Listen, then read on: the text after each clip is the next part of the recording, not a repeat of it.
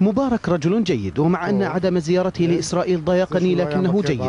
لم يكن مثل السادات لكنه حافظ على ما كان يجب أن يحافظ عليه، وهذا بحد ذاته مهم.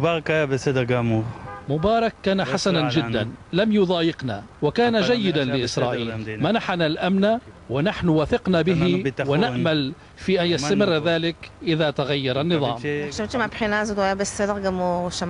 مبارك كان جيدا، لقد حافظ على مصالح إسرائيل وحافظ على الهدوء في المنطقة وعلى اتفاق السلام، واليوم نشعر بشيء من الخشية لأننا ذاهبون إلى المجهول.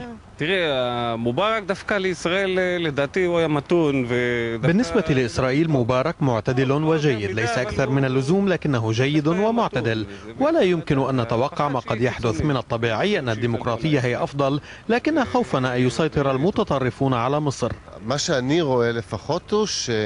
أعتقد أن الثورة تقود مصر نحو التحول الديمقراطي، وأعتقد أن من مصلحة المصريين أن يحافظوا على اتفاق السلام معنا.